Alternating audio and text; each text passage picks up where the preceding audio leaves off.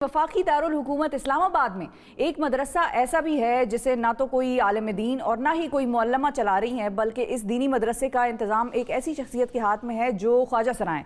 और इस मदरसे में तालीम हासिल करने वाले भी ना तो मर्द हैं और ना औरतें हैं, बल्कि वो इस वक्त ख्वाजा सरा हैं जो अपनी पेशा वराना ज़िंदगी के साथ साथ दीन को भी वक्त देना चाहते हैं। ये मदरसा चला रहे हैं रानी खान, जो इससे पहले अपने जैसे दीगर जो ख्वाजा सरा होते हैं उनकी तरह मुख्तलिफ़ तकारीब में रक़्स करके ज़िंदगी गुजार रही थी, गुजर बसर कर रही थी। लेकिन फिर उनकी ज़िंदगी में एक ऐसा मोड़ आया जिसने उनकी ज़िंदगी बदल दी। अब वो मोड़ क्या था, उनकी हम कहानी सुनेंगे और किस तरीके से वो रक़्स छोड़कर मदरसे की तरफ आई, दीन की तरफ आई और कैसे उन्होंने मदरसा चलाना शुरू किया और अब उनका मदरसा किस तरह चल रहा है। इस हवाले से हम बात करेंगे। रानी खान हमारे साथ मौजूद हैं। अस्सलाम वालेकुम। वालेकुम अस्सलाम, क्या हाल है? अल्हम्दुलिल्लाह। काम तो बड़ा ज़बरदस्त आप कर रही हैं, शुरुआत कहाँ से हुई थी? आप नेकी की तरफ आते हैं तो आपको अल्लाह चुनता है। बिल्कुल। हमारे काफ़ी ट्रांसजेंडर्स जिन्होंने काफ़ी ऑर्गेनाइजेशन चला रहे हैं, लेकिन ऐसा स्टैंड किसी ने नहीं लिया। तो मैंने देखा कि काफ़ी ख्वाजा सर ऐसे हैं जिनको कलमा नहीं आता, जो घरों से 12-13 साल की उम्र में फीलिंग ज़ाहिर होती है तो वो फीलिंग एक्सेप्ट भी कर रहे होते हैं, वो घरों से भाग जाते हैं या घरों से निकाल दिए जाते हैं, तो मुआशरा भी उनको एक्सेप्ट थोड़ी करता है, धुतकारता है। वो गुरु कल्चर में चले जाते हैं। गुरु कल्चर क्या करता है? उनको मेकअप सिखाता है, डांसिंग सिखाता है, फंक्शन पे लेकर जाता है। दीन नहीं है उनमें। उनमें दीन कैसे आए? तो फिर जब मैंने देखा, सर्च किया मैंने, तो मैंने कहा क्यों ना ये नेक काम मैं करूं। तो आप दीन की तरफ कैसे आई थी? क्योंकि यही कहानी आपके साथ भी हुई होगी। बिल्कुल बिल्कुल। तो वो आपकी ज़िंदगी में ऐसा कौन सा मोड़ था? मेरी एक सहेली थी ट्रांसजेंडर। जैसे मैंने कहा कि 12-13 सालों में लोग घर छोड़ देते हैं ट्रांसजेंडर, तो वो मेरे साथ मेरे मोहल्ले में और मेरी पड़ोसन, अच्छा, हम दोनों साथ निकली। हमने 15 साल डांसिंग की। तो एक हादसा पेश आया जिसे मैं भुला नहीं सकती, और अगर उस हादसे की वजह से मैं सामने बैठी। अगर आप हमारे नाजरीन के साथ चाहें शेयर करना तो आप कर सकते हैं। वो बीमार हो गई और बहुत अजियत में थी। कुछ लोग बीमार होते हैं फौरी उनको मौत आ जाती है, लेकिन कुछ लोग ज़रा अजियत में होते हैं, वो सबक हासिल करने के लिए होते हैं। अल्लाह ताला हमें दिखा रहा होता है वो कल जो अजियत उन पे वो हमारे गले भी पड़ सकती है। बिल्कुल। वो फौत हो गई, इंतकाल हो गया उनका। तो उसके बाद वो मुझे ख्वाब में आई। उसने मुझे बताया वो बहुत बुरी हालत में थी। ख्वाब में आप मतलब ऐसे देखते हैं जैसे हकीकत में हो रहा है, ख्वाब हकीकत पर बना होता है। तो मैं डर गई। मैंने कहा तुम्हें क्या हुआ, तुम इतनी बुरी हालत में क्यों हो? कहती है कि रानी देखो हम दोनों साथ निकली थी, आज मेरी ये हालत है, कल तुम्हारी भी हो सकती है। तुम तो माशाल्लाह दीन के बारे में जानती ही हो, तुमने तो मदारिस में भी पढ़ा है, मैं नहीं पढ़ सकी।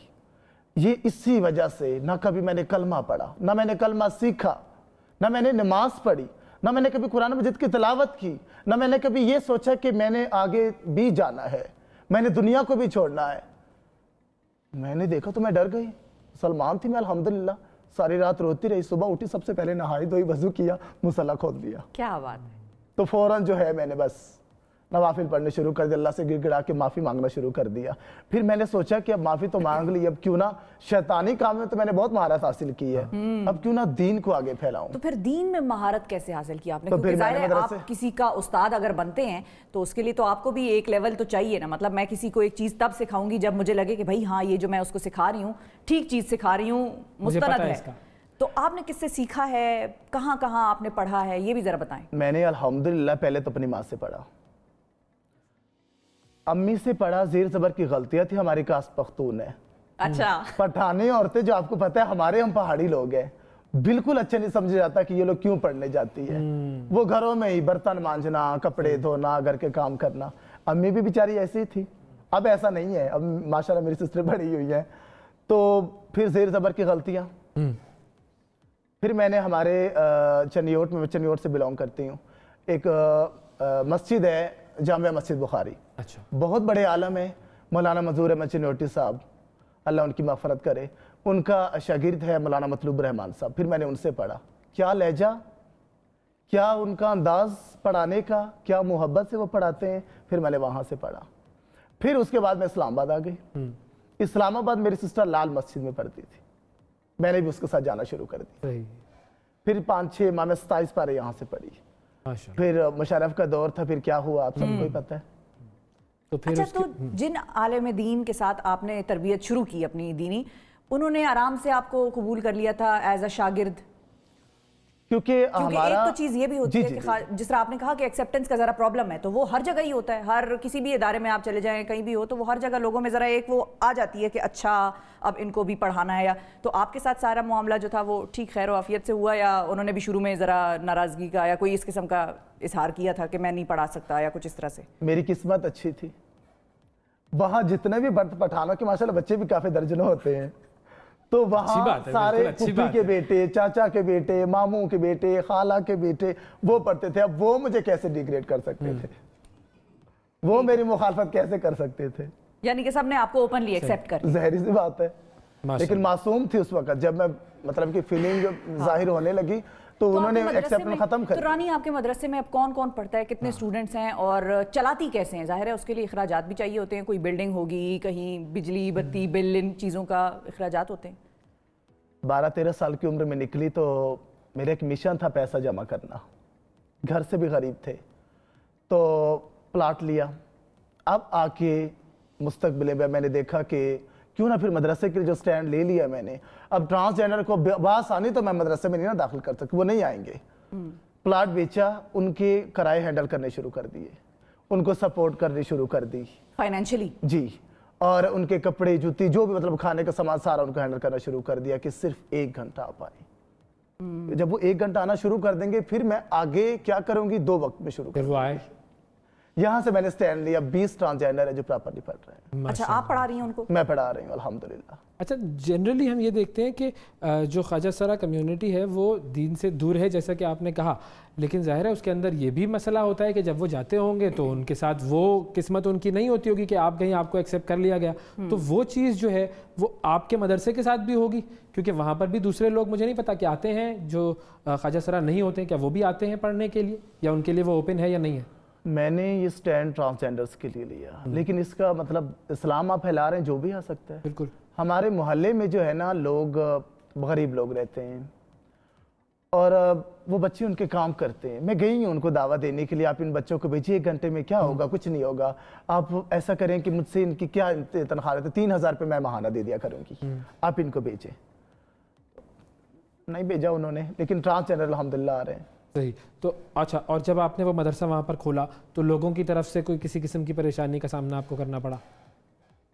پبلک کی طرف سے کوئی پریشانی نہیں آئی، لیکن ٹرانسجینڈرز کی طرف سے آئی. اپنی ہی کمیونٹی؟ اپنی ہی کمیونٹی. تو وہ کیا کہتے تھے کہ یہ نہ کرو یہ کام؟ یا اگر ایک ہماری بندی 10,000 روپے پر نائٹ کما رہی ہے ڈانسنگ میں، اور میں ان کو کیا کھانا دے رہی ہوں، مکانوں کرایہ ہینڈل کر رہی ہوں ان کے، کیا ان کے گرو ان کو ایکسیپٹ کریں گے، ان کو بھیجیں گے؟ وہ کبھی نہیں بھیجیں گے. وہ 5,000 گرو کے دیتے، 5,000 پاس رکھتے ہیں. میں تو نہیں دے سکتی اتنا، یہ مہینے کا 3 لاکھ بنتا ہے. تو پھر ان کی طرف سے یہ آیا کہ آپ بند کریں مدرسے کو فوری. اچھا. لیکن جب میں نے سٹینڈ لیا تھا میں نے کہا مجھے گولی مار دو، مجھے شہادت چاہیے، بند نہیں کروں. میں لال مسجد میں بچ گئی، اب مجھے آپ کے ہاتھوں سے شہادت چاہیے. صحیح. آپ مجھے گولی مار. آپ کہاں سے یہ مینج کرتی ہیں فائنینسز، مالی طور پر کیسے چلا رہی ہیں؟ 7 لاکھ کا پلاٹ بیچا، وہی پیسہ میں یہاں لگا رہی ہوں. اور میرے پاس مدرسے کے ساتھ ساتھ بیمار ٹرانسجینڈرز ان کا علاج بھی کرواتی ہوں میں.